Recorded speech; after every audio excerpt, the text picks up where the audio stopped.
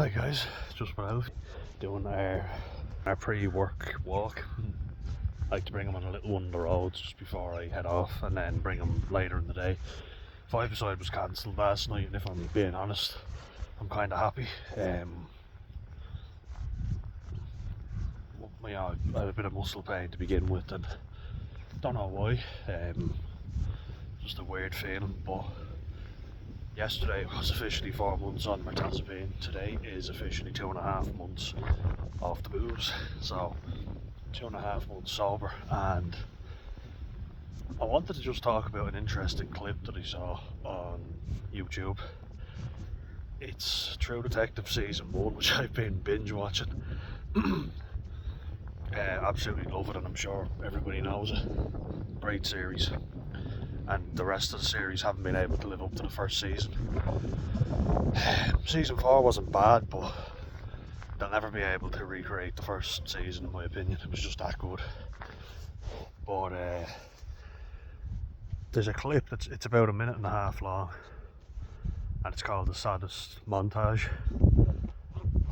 And it's when Rustin Cohle, Matthew McConnaughey's character, and Marty, Woody Harrelson's character, they're talking, after years of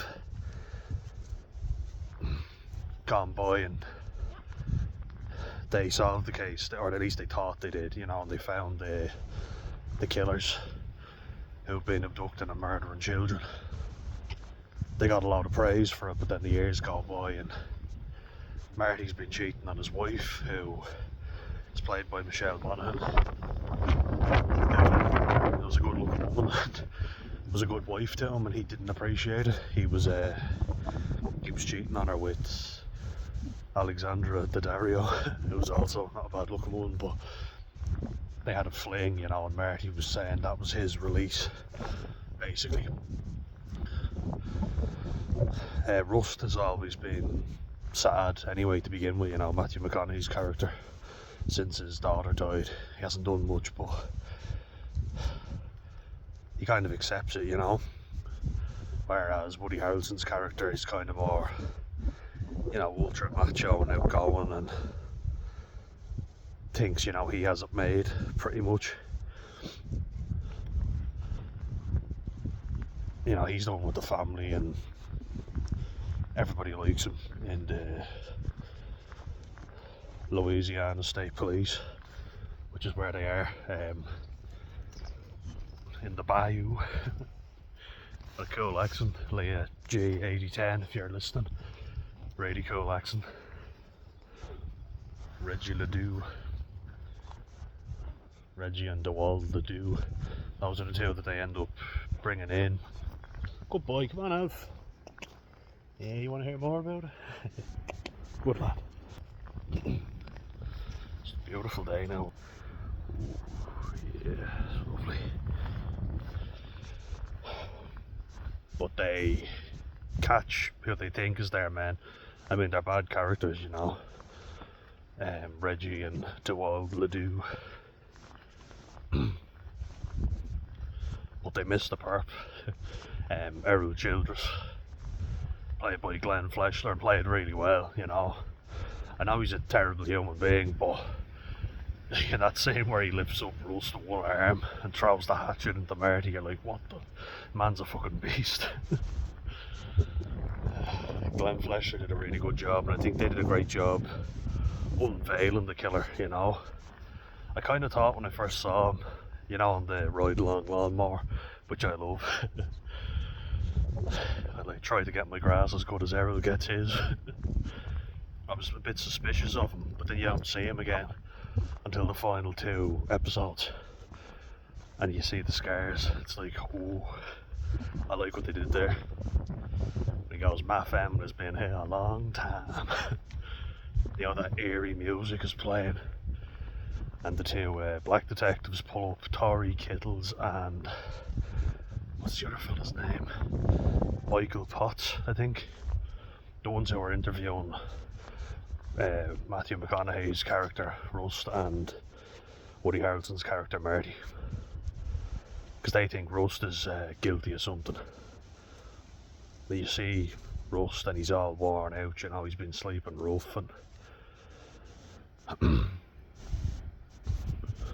the saddest montage part is when the two of them reconnect, because Rust has been coming back, and as you say, sleeping rough. You know, he was never very sociable.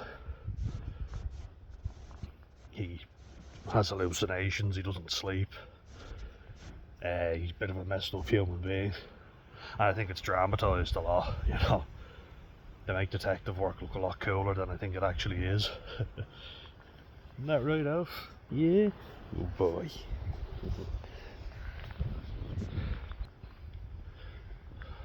But they go into a little private security firm that Marty's working in, and they get all the old case files, because Rust has found, you know, a box of all the old case files, and he's showing them to Marty and he's saying, oh yeah, look what I found. I found a videotape of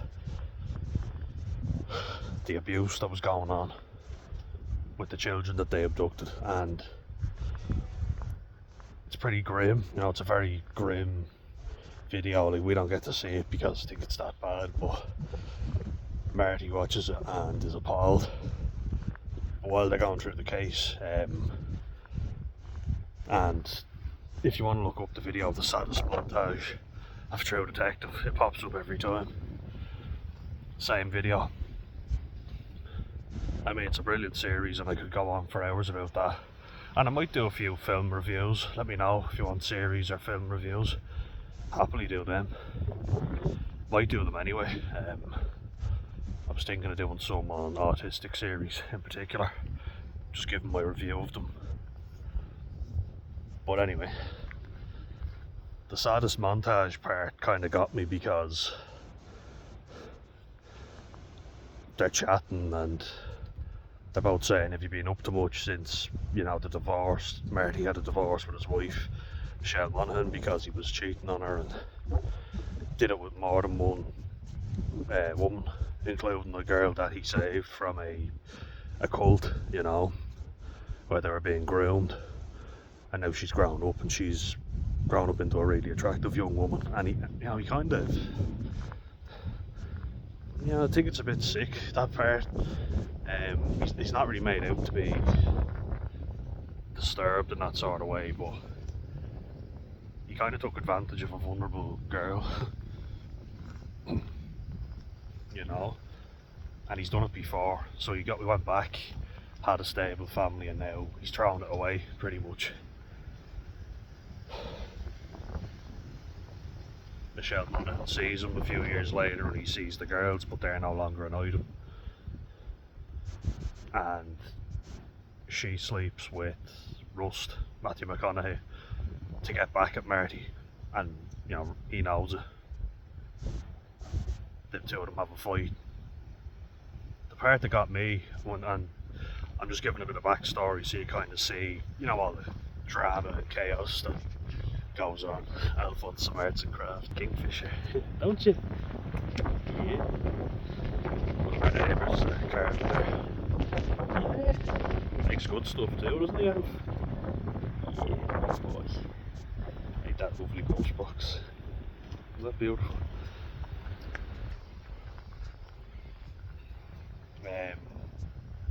But yeah, there's been, you know, a lot of drama, a lot of alcohol consumption, and that's kind of what I'm getting at. Before that though, look, it's beautiful. Ooh, all the trees are going different colours. Alfie's loving it. There's sheep in that field now as well. I was hoping that they wouldn't wreck it.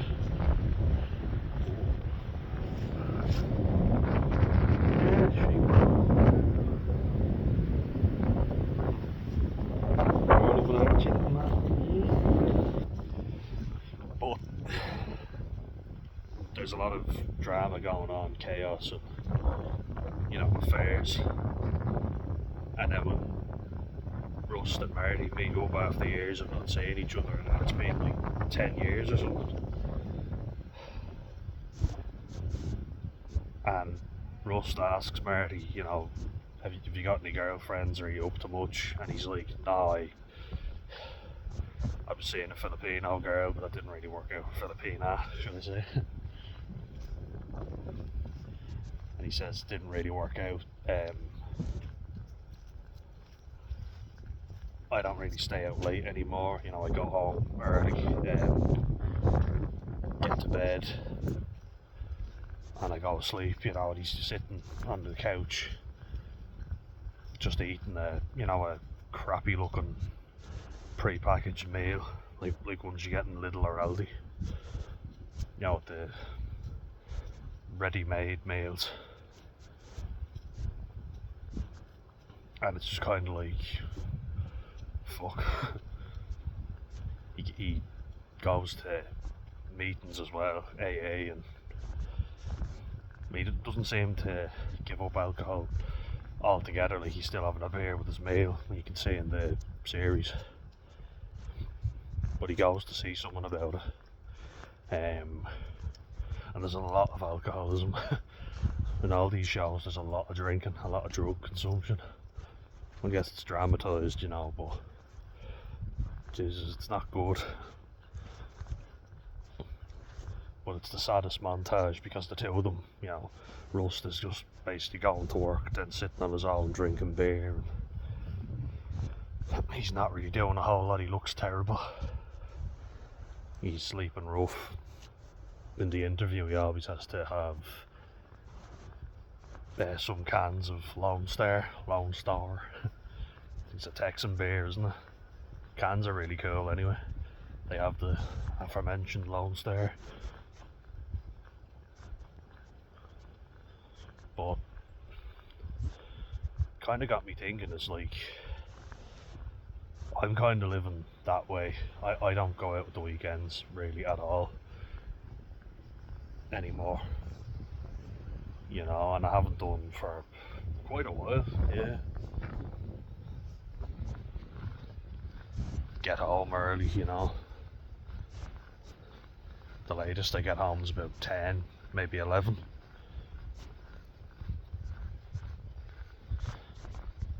It just made me think, is that what people think of living a better life and a cleaner life, that it's boring? And I'm taking in this though. Oh, it's beautiful. Just gonna go over here and show you the field, because it's looking great today. I can take it in better when I'm sober. Alfie's just waiting for me there. Look at that. Good boy. Look at that.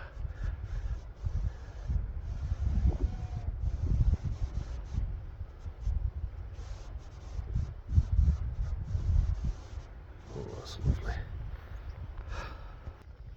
Good boy. Yeah. Going out. But yeah, it made me think, like, I'm only young. Is that what I'm like now? Am I boring? Is my life sad? I think it's worth just looking at it, because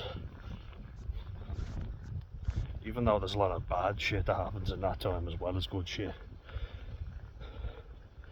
you know, such as him, like Rust, going undercover and part of the narcotics division, you know, so he has a few contacts because he wants to infiltrate meth dealers who he thinks are related to the child abduction scandal. But it's exciting, you know. You can kind of see how, and they even say the good days came and went. Like, he said he didn't appreciate the good times, you know. He was like, he references ass cancer, which is was a bit weird, but he's basically saying that when you're married and have a wife and children that love you, those are the good times. And basically getting that he never appreciated that.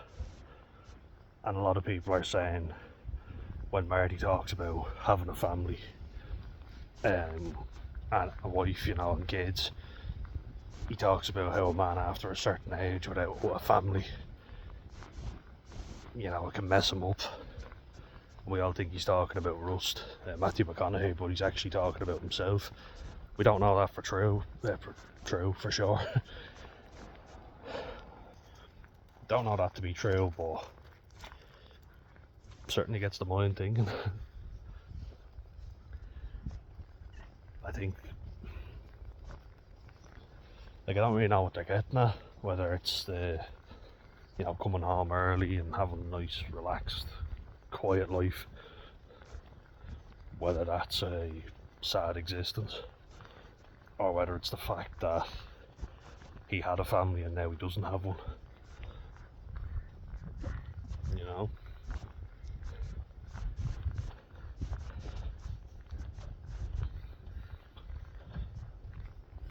I guess it's kind of more that, isn't it? How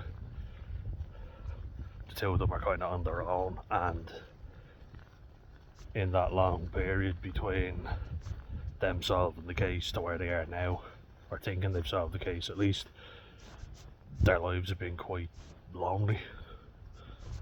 And I just think of that, I think I've cut a lot of people out, and I'm like, they're men with wives or girlfriends who've lost them, and I'm a 27-year-old who still has a lot of days left ahead of me. Am I sad? Maybe. That's the one thing that always drags me back into it, the excitement. Because it is more boring, there's no two ways about it. You're not this rip-roaring party animal that you were before, no chance. Life's not as entertaining, at least not in the short term.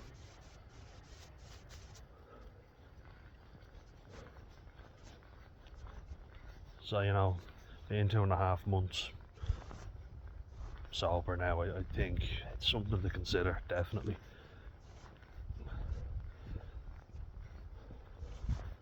Is the boring life even that bad, or is it? It doesn't have to be boring. You can do something productive with it.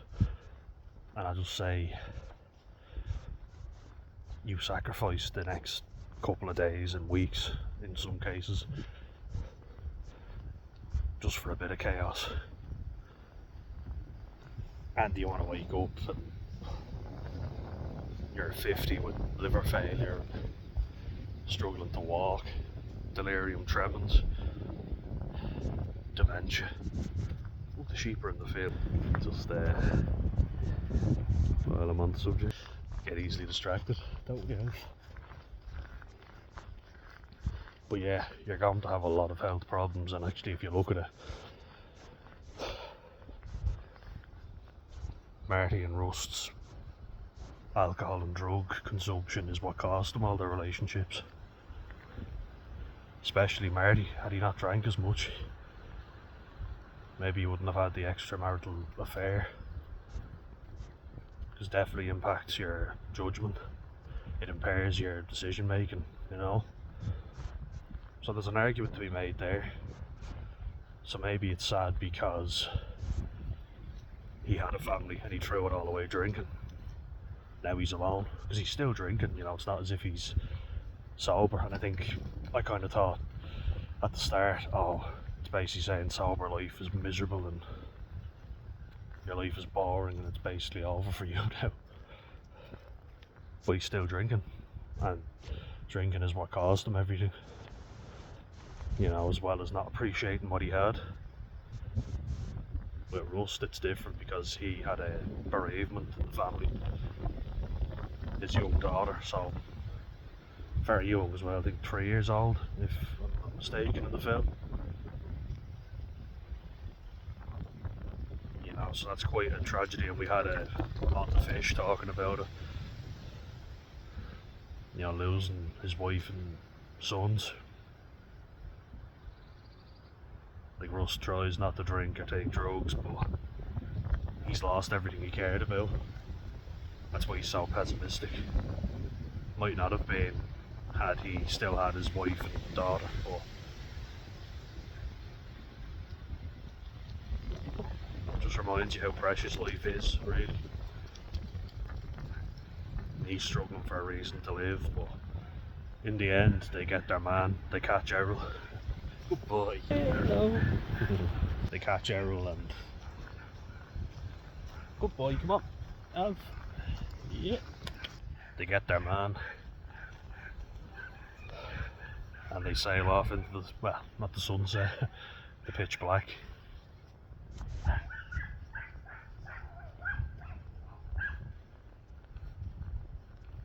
Good boy. Come on, Alf. Has a happy ending anyway.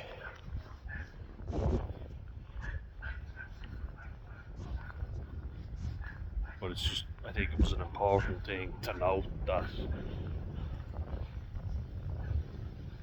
both of them are actually still abusing alcohol and other substances. Rust smokes like a chimney, takes loads of drugs, doesn't sleep. Amazed he's still alive.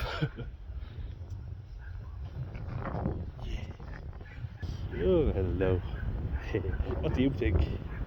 What's your thoughts of the situation? The neck by a leaf. But I don't think sobriety is boring. I think it's about changing the lifestyle. I won't lie, it is the one thing that I always think, oh, my life is pretty much over now. It's boring.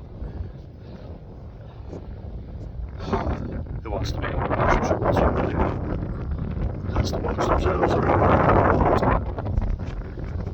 I think it could be more. I'm just still in the early enough stages, you know. And someone left a recent comment saying it's not a little thing that I'm doing, it's quite a big thing, so fair play. So thank you for that, really appreciate it. And long may it continue. So it just shows you how I thought them not living a chaotic lifestyle is what's sad. You know, they've settled down. Really, it's the fact that they're alone because of their drug abuse, and I include alcohol as a drug in that. Yeah, 100%. Because of what they did, they're alone, and that's because of alcohol and other drugs. You know? So I think it's important to note that, and check the video out if you haven't. Just type in True Detective Saddest Montage and you'll get it. Alright, and let me know what you think. It's an interesting watch. Alright guys, chat later anyway. It's a beautiful day and I have to head off to work now. So slán go fóill. See ya.